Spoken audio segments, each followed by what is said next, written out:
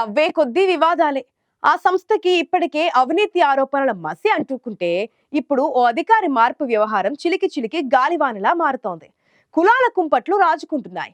ఓ అధికారిని తప్పించి అగ్రవర్ణానికి చెందిన మంత్రి సతీమణిని ఆ కుర్చీలో కూర్చోబెడతారనే ప్రచారం జోరందుకుంది. అసలు అక్కడ ఏం జరుగుతోంది? అంత పెద్ద సంస్థలో కులాల ప్రస్తావన ఎందుకు వస్తోంది? అధికారిని తప్పిస్తారా? ఆయన స్థానంలో మంత్రి సతీమణి వస్తారా?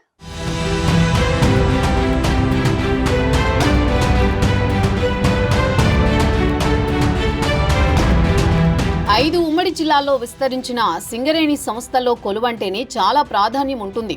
అందులో డైరెక్టర్ పోస్టుకున్న ప్రయారిటీ అంతా ఇంత కాదు. ఇక సంస్థని శాసించే సీఎండీ పోస్ట్ అంటే మొకుటం లేని మహారాజు లాంటి పదవే.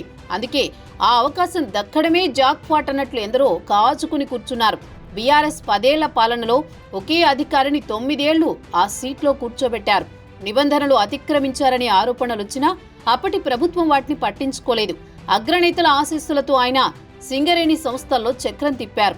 సింగరేణిలో నిరసనలు వ్యక్తమైన ఏకంగా 9 ఏళ్లు సీఎండీగా కొనసాగారు శ్రీధర్.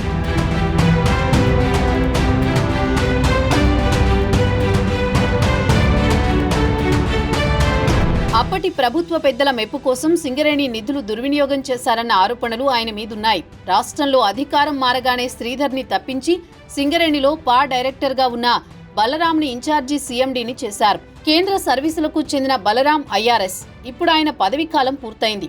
ఆయన్ని కొనసాగించేందుకు కేంద్రం నుంచి అనుమతి రాకపోవడంతో సింగరేణి కొత్త సీఎండీని నియమించాల్సి ఉంటుంది.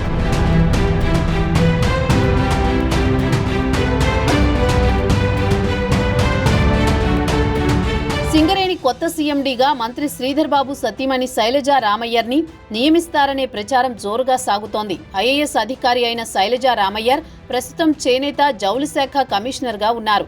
భర్త శ్రీధర్ బాబుది కరీంనగర్ జిల్లా కావడంతో ఆమెకు సింగరేణి మీద కూడా అవగాహన ఉంది. దీనికి తోడుగా డిప్యూటీ సీఎం భట్టి విక్రమార్క అండదండలు కూడా శైలజా రామయ్యర్కి ఉన్నట్లు చెబుతున్నారు.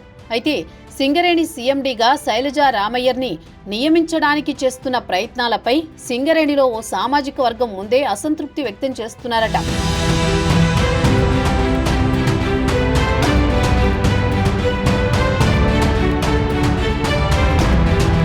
ఇప్పటికే సోషల్ మీడియాలో దీనిపై చర్చ కూడా మొదలైపోయింది.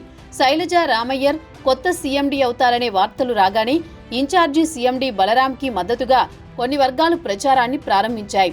సింగరేణిలో కుల వివక్ష పోవడం లేదని, సీఎండీ బలరాంని ప్రభుత్వం చిన్నచూపు చూస్తోందని కొందరు విమర్శలు చేస్తున్నారు.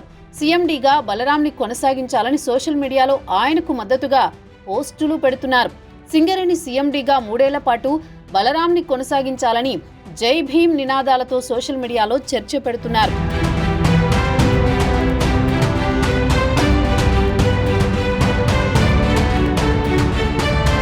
బీఆర్ఎస్ ప్రభుత్వ హయాంలో 9 ఏళ్ల పాటు శ్రీధర్కి సీఎండీగా అవకాశం ఇచ్చారు.